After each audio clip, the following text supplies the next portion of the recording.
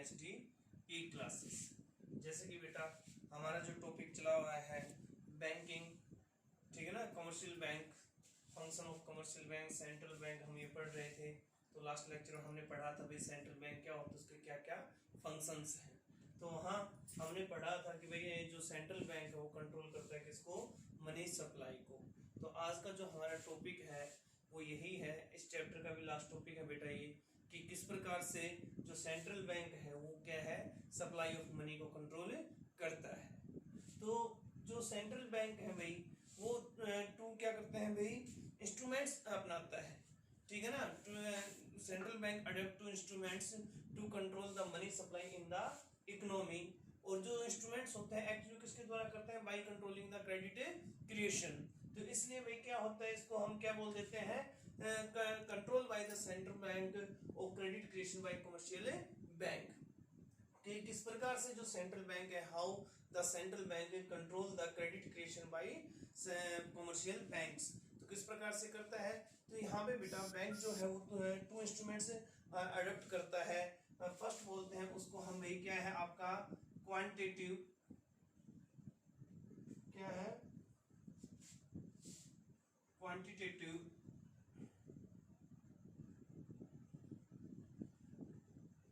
Instruments, और second है आपका क्वालिटेटिव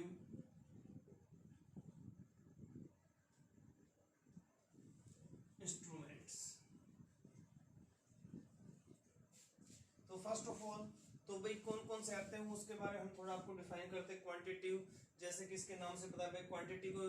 क्या करती है, कुछ ऐसे इंस्ट्रूमेंट्स जो क्वांटिटी है यानी कि क्रेडिट ऑफ क्रिएशन को किस प्रकार से बाय क्वांटिटी कंट्रोल करते हैं। तो इसमें बेटा क्या होता है कि जो सेंट्रल बैंक है बाय द टू रेट्स, दो रेट्स होते हैं उनसे रिलेटेड पॉलिसीज बनाती है to control the credit creation rates, जैसे आपका बैंक रेट और रेपो रेट। और इसी तरीके से by two policy by making of two policies, जैसे आपके जो सीआरआर और एसएलआर है उनसे रिलेटेड जो आपके जो रेशियोज हैं, पॉलिसी रेशियो पॉलिसी बनाती है, रेट्स पॉलिसी बनाती है। और एक ओपन मार्केट क्या आता है भाई आपका, ओपन मार्केट ऑपरेशंस होते हैं जिसमें भाई क्या है, गवर्नमेंट जो purchasing and selling of securities in open market. तो जो आरबीआई है भाई वो सेंट्रल जो जो क्या है भाई, जो गवर्नमेंट की जो सिक्योरिटीज है उनको ओपन मार्केट में खरीदा और बेचा जाता है। तो क्वांटिटी में तो क्या किया जाता है भाई, ऑल ओवर जो इकोनॉमी है उसमें जो क्रेडिट क्रिएशन उसको कंट्रोल किया जाता है, उसकी क्वांटिटी को कंट्रोल किया जाता है। जबकि जो क्वालिटेटिव इंस्ट्रूमेंट्स हैं इसमें भाई क्या है, पूरी इकोनॉमी में ना होकर कुछ सिलेक्टेड जो सेक्टर्स है वहां पे जो कंट्रोल किया जाता है क्रेडिट क्रिएशन को, ठीक है। और वो कंट्रोल भी सिलेक्टेड सेक्टर्स में बाय द रेशियोज और बाय रेट्स से नहीं किया जाता, बल्कि किसके द्वारा किया जाता है भाई, वो कुछ डायरेक्टिव्स देते हैं, कुछ डायरेक्शंस देती है, तो जिनके द्वारा भाई क्या होता है वो क्रेडिट क्रिएशन किया जाता है, सिलेक्टेड जो कंट्रोल है, ठीक है।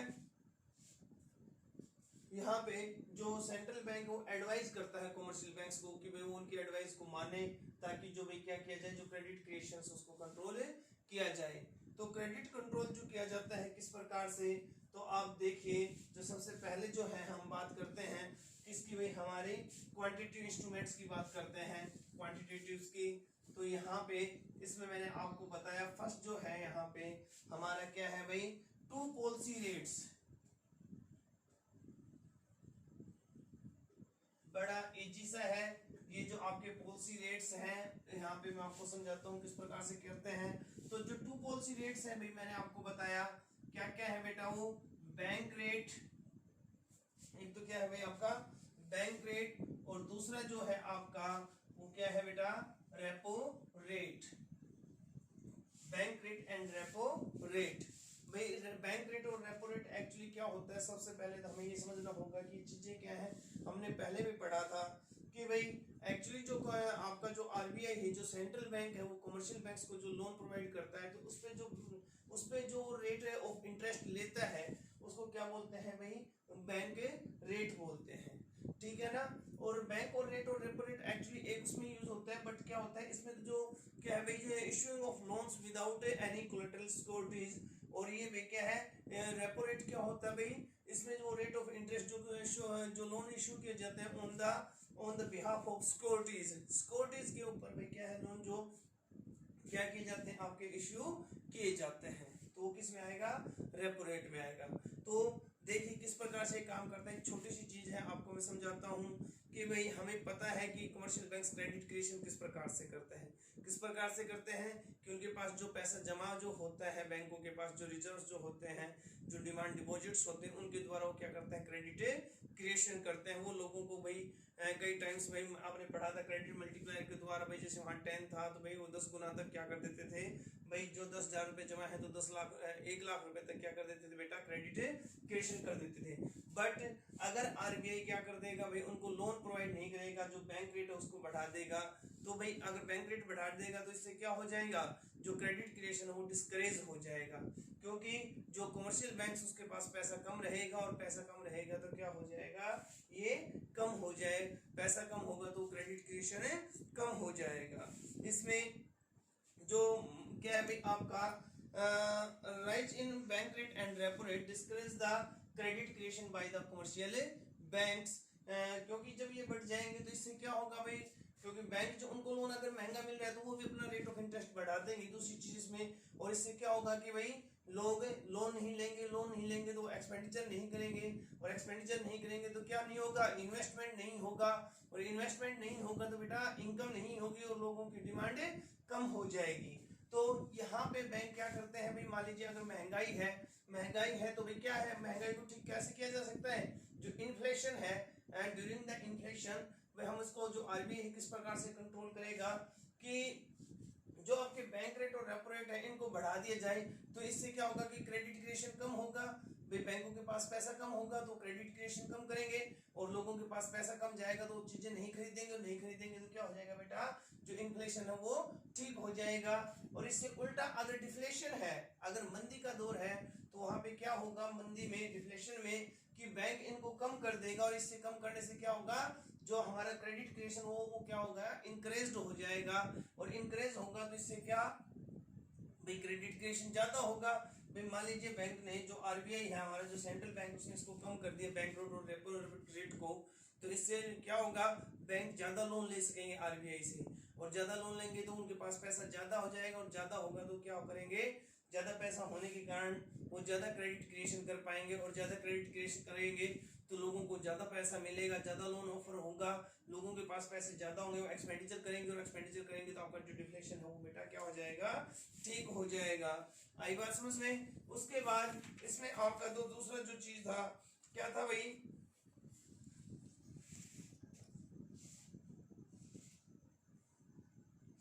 क्या था, तो हमारी जो पॉलिसीज थी हमारी सेकंड भाई टू पॉलिसी रेशियोज, जो हमारे दो भाई क्या है पॉलिसी रेशियोज है, और इसमें हमने पढ़ा भाई एक तो हमारा सीआरआर है, और दूसरा जो भी आपका है क्या है बेटा, वो एसएलआर है, ठीक है। तो हमने सीआरआर के बारे में पढ़ा है, cash reserve ratio is that a fixed percentage by the central bank which they can must be is a reserve that must be kept with the RBI by commercial banks। भाई commercial banks जो होते हैं उनको पास अपने जो demand deposits के एक fix percentage किसके पास है, आरबीआई के पास रिजर्व के तौर पे रखना जरूरी होता है। और इसी तरीके से एसएलआर क्या होता है कि सेंट्रल बैंक जो फिक्स करते हैं कि जो डिमांड डिपॉजिट का भाई इतना परसेंट उन्हें अपने पास लिक्विड असेस्ट के तौर पे लिक्विड जो असेस्ट उनके तौर पे अपने पास रिजर्व के तौर पर रखना होता है। लिक्विडिटी रेशियो भाई उनके पास इतना पैसा उन्हें अपने पास हर हाल में रखना जरूरी है। तो सेम वही चीजें हैं बेटा कि किस प्रकार से कमर्शियल बैंक इसको यूज करता है कि भाई अगर देखो आरबीआई जो आपका सेंट्रल बैंक है उसने भाई इसको सीआरआर को बढ़ा दिया, यानी कि उनको ज्यादा पैसा बैंक के पास आरबीआई के पास जमा करना पड़ेगा, और ज्यादा जमा करेंगे तो क्या होगा, कमर्शियल बैंक्स के पास पैसा कम बचेगा, और कम बचेगा तो कम क्रेडिट क्रिएशन कर पाएंगे, और कम क्रेडिट क्रिएशन होगा तो क्या होगा भाई, क्रेडिट क्रिएशन कम होगा तो क्या होगा, लोगों के पास पैसा नहीं होगा, और क्या होगा, इससे इन्फ्लेशन ठीक हो जाएगा। इससे अपोजिट अगर डिफ्लेशन की सिचुएशन है तो वहां पे सीआरआर को क्या कर दिया जाए, कम कर दिए जाए। तो जो कमर्शियल बैंक वो सेंट्रल बैंक के पास कम पैसा जमा करवाएंगे, और कम पैसा जमा करवाएंगे तो कमर्शियल बैंक्स के पास ज्यादा पैसा होगा, वो लोगों को ज्यादा क्या है भाई क्रेडिट मनी ऑफर कर पाएंगे by the way of loans, और लोगों के पास जब ज्यादा पैसा आ जाएगा तो क्या होंगे भाई ज्यादा डिमांड करेंगे, यानी कि डिफ्लेशन क्या हो जाएगा, करेक्ट हो जाएगा। इसी तरीके से एसएलआर आपका काम करेगा स्टेटरी लिक्विडिटी रेशियो, कि बैंकों के पास, बैंकों को कमर्शियल जो बैंक्स हैं उनको अकॉर्डिंग टू आरबीआई अपने पास कुछ डिमांड डिपॉजिट का कुछ परसेंटेज अपने पास रखना, जो लिक्विड एसेट के तौर पे रखना जरूरी है। तो अगर इन्होंने आरबीआई ने इसको ज्यादा कर दिया तो वो अपने पास ज्यादा पैसा रखना पड़ेगा, और क्रेडिट क्रिएशन कम कर पाएंगे, और क्रेडिट क्रिएशन कम होगा तो भाई क्या होगा, लोगों के पास पैसा नहीं होगा, वही चीजें हैं, और कम होगा, लोगों के पास पैसा कम होगा तो क्या हो जाएगा, इन्फ्लेशन भाई महंगाई है, लोग चीजें नहीं खरीदेंगे तो रेट कम हो जाएंगे, यानी कि इन्फ्लेशन ठीक हो जाएगा। इससे उल्टा अगर इसको कम कर दिया जाए तो भाई बैंकों के पास भाई क्या है, लोन ऑफर करने के लिए ज्यादा पैसा होगा, क्रेडिट क्रिएशन ज्यादा कर पाएंगे, और ज्यादा कर पाएंगे तो क्या होगा भाई, इससे इससे क्या होगा, ज्यादा क्रेडिट क्रिएशन होगा, और इससे भी क्या होगा, आपका जो डिफ्लेशन है वो ठीक हो जाएगा, क्योंकि लोगों के पास ज्यादा पैसा आएगा, और ज्यादा पैसा आएगा तो भाई क्या हो जाएगा आपका, वो ज्यादा डिमांड करेंगे। इसके बाद बेटा इसमें जो पॉइंट है, जो आपके क्वांटिटेटिव इंस्ट्रूमेंट्स हैं, इसमें थर्ड एक चीज और आती है, ओपन मार्केट ऑपरेशंस। इसमें क्या है, ओपन मार्केट ऑपरेशन में कि जो सेंट्रल बैंक है वो क्या करता है, जो गवर्नमेंट की सिक्योरिटीज जो है, गवर्नमेंट जो सिक्योरिटीज है, जब उस गवर्नमेंट जो बॉन्ड्स है बेटा, शेयर्स एंड डिवेंचर्स एक्सेट्रा, जो भी सिक्योरिटीज हैं उनको ओपन मार्केट में सेल एंड परचेजिंग का काम करते हैं। भाई जैसे अगर इन्फ्लेशन है तो बैंक क्या है, जो सेंट्रल बैंक है क्या करेगा, गवर्नमेंट सिक्योरिटीज को भाई क्या करेगा, रिडीम कर क्या होगा, गवर्नमेंट सिक्योरिटीज को सेल कर देगा, इससे लोगों को पैसा बैंक के पास आ जाएगा, लोगों के पास पैसा नहीं बचेगा, और इससे क्या हो जाएगा, आपका इन्फ्लेशन ठीक हो जाएगा। और अगर डिफ्लेशन है तो क्या कर दिया जाए, जो सिक्योरिटीज हमने जो भी लोगों से वो इशू करी थी वो क्या कर दी जाए, रिडीम कर दी जाए, लोगों को पैसा दे दिया जाए, तो इससे लोगों के पास पैसा आ जाएगा, उनकी परचेजिंग पावर बढ़ेगी, और वो ज्यादा डिमांड करेंगे, और ज्यादा डिमांड करेंगे तो क्या होगा बेटा, फिर उससे क्या होगा, आपका जो डिफ्लेशन है वो ठीक हो जाएगा। आई बात समझ में। इसके बाद बेटा क्या है, इसके साथ साथ आपके क्वालिटेटिव इंस्ट्रूमेंट्स भी है, हम बताते हैं। तो देखिए मैं यहाँ पे आपको बता देता हूँ क्वालिटेटिव इंस्ट्रूमेंट्स के बारे में, यहाँ छोटा ही ज्यादा नहीं है भाई। क्या है आपका सेकंड हमने बताया था क्वालिटेटिव इंस्ट्रूमेंट्स,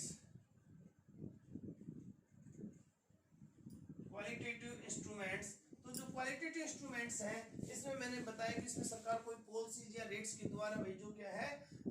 जो क्रेडिट क्रिएशन को कंट्रोल नहीं करता। इसके अंदर बेटा जो बैंक है वो किस प्रकार से, जो सेंट्रल बैंक है वो कमर्शियल बैंक्स को एडवाइजरी जारी करती है, उनको एडवाइस देती है कि वो क्या करे भाई, उसका कहा माने, और भाई क्या है सिलेक्टेड सेक्टर्स में भी क्रेडिट कंट्रोल किया जाए। तो इसमें सबसे पहला है बेटा आपका मार्जिन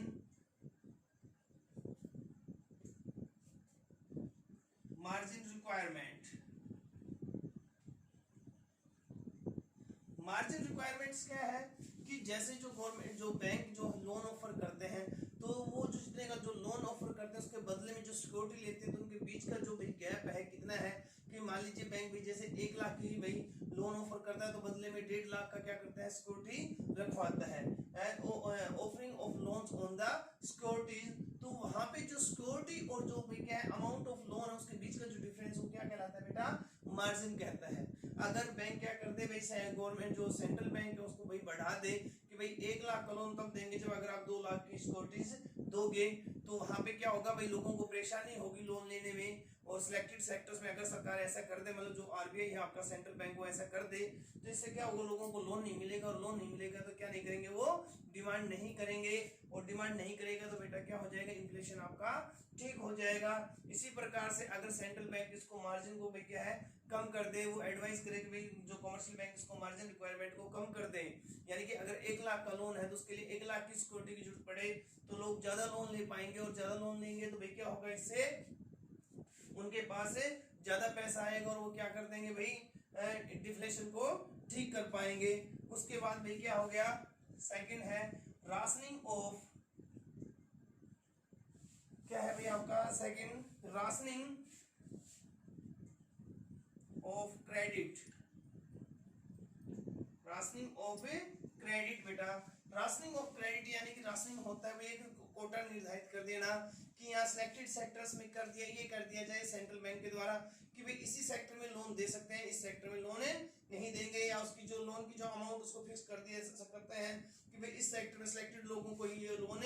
दिया जाए। अगर ऐसा कर दिया जाएगा तो सभी लोगों को लोन नहीं मिल पाएगा, और सभी लोगों को लोन नहीं मिल पाएगा तो क्या हो जाएगा कि भाई आपका जो इन्फ्लेशन है वो ठीक हो जाएगा, गड़बड़ हो जाएगा। अगर इसको राशनिंग को भी क्या कर दिया जाए, घटा दिया जाए, भाई लोगों को खुल के लोन प्रोवाइड करे जाए, तो इससे क्या होगा भाई ज्यादा लोगों को लोन मिलेंगे, और इससे भी क्या हो जाएगा आपके लोगों को ज्यादा लोन मिलेगा, और इससे भी डिफ्लेशन ठीक हो जाएगा। उसके बाद भाई हमारा जो थर्ड है वो है बेटा मोरल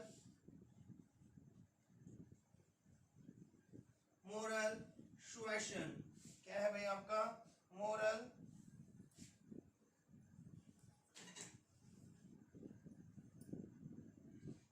सुएशन। मोरल सुएशन जो क्या है भाई वो आपका जो इसके तहत जो आपका सेंट्रल बैंक है क्या करता है, वो लोन क्या करता है कमर्शियल बैंकों पर प्रेशर क्रिएट किया जाता है भाई, उनको एडवाइस भी दिया जाता है और भी क्या किया जाता है, उनको प्रेशराइज भी किया जाता है। इसमें भाई प्रेशराइजेशन का मतलब क्या होता है भाई, पहले तो उनको भाई लोगों जो कमर्शियल बैंक्स उनको क्या किया जाता है, परsuade किया जाता है, उनको एडवाइस किया जाता है कि वो उनकी जो डायरेक्टरीज हैं सेंट्रल बैंक की उनको माने, अगर वो नहीं मानते तो फिर उनके ऊपर प्रेशर क्रिएट किया जाता है। भाई जो भी सेंट्रल बैंक हो भाई जो एडवाइजरी जारी करती है कमर्शियल बैंक्स को कि अगर इन्फ्लेशन है तो भाई लोगों को कम लोन प्रोवाइड करें, और ताकि भाई इन्फ्लेशन को ठीक किया जा सकता है, या फिर डिफ्लेशन है तो भाई डायरेक्टरी जारी करते हैं, भाई एडवाइस करता है कि लोगों को ज्यादा लोन दे, क्रेडिट क्रिएशन ज्यादा करें, ताकि भाई लोग क्या करें ज्यादा परचेज कर सकें, ताकि डिफ्लेशन ठीक हो। अगर इसके तहत में बैंकों के ऊपर भी क्या उनको एडवाइस दी जाती है, अगर वो एडवाइस नहीं मानते हैं तो फिर उसके बाद उनके ऊपर प्रेशर क्रिएट किया जाता है। अगर उसके बाद भी कोई बैंक नहीं मानता तो उसके लाइसेंस वगैरह कैंसिल किए जा सकते हैं। तो ये क्या थे बेटा आपके भाई, क्या थे ये आपके क्वालिटेटिव इंस्ट्रूमेंट्स थे, और ये आपके भाई क्वांटिटेटिव इंस्ट्रूमेंट्स थे। तो मैं एक बार फिर दोबारा से आपको रिवाइज कर देता हूँ, ये आपका चैप्टर कंप्लीट हो गया है। यहाँ पे ये टॉपिक था कि भाई आपके जो क्वांटिटेटिव इंस्ट्रूमेंट्स हैं, क्वांटिटेटिव में भी क्या थे, टू पॉलिसी रेट्स हैं, दो रेट्स हैं हमारे भाई, bank rate and repo rate, और उसके बाद टू पॉलिसी रेशियोज हैं। टू पॉलिसी रेशियोज भाई कौन से, सीआरआर आपके कैश रिजर्व रेशियो और स्टैट्यूटरी लिक्विडिटी रेशियो, और ओपन मार्केट ऑपरेशन। इसमें मैंने आपको बताया था कि भाई क्रेडिट क्रिएशन करने के लिए पूरे देश में पूरी इकोनॉमी में क्या करते हैं,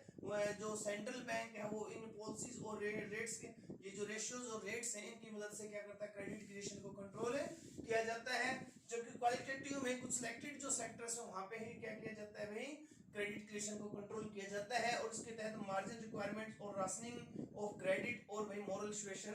आता है। मार्जिन रिक्वायरमेंट मैंने आपको बताया, एक बार फिर रिवाइज करवा देता हूँ कि भाई जो लोन ऑफर करते हैं और जो सिक्योरिटी जो हम बदले में जो लेते हैं उनके बीच का जो गैप है वो क्या कहलाता है, मार्जिन रिक्वायरमेंट कहलाता है। राशनिंग को रिस्ट्रिक्टेड लोगों को ही राशनिंग यानी कि कोटा निर्धारित कर दिया जाए लोन का, और मोरल सुएशन भाई क्या उनको एडवाइस दिया जाए, और एडवाइस अगर ना माने तो क्या किया जाए, फिर उनके ऊपर प्रेशर क्रिएट किया जाता है। आई बात समझ में? तो ये क्या था बेटा, इस प्रकार से हमारा जो सेंट्रल बैंक वो कमर्शियल बैंक्स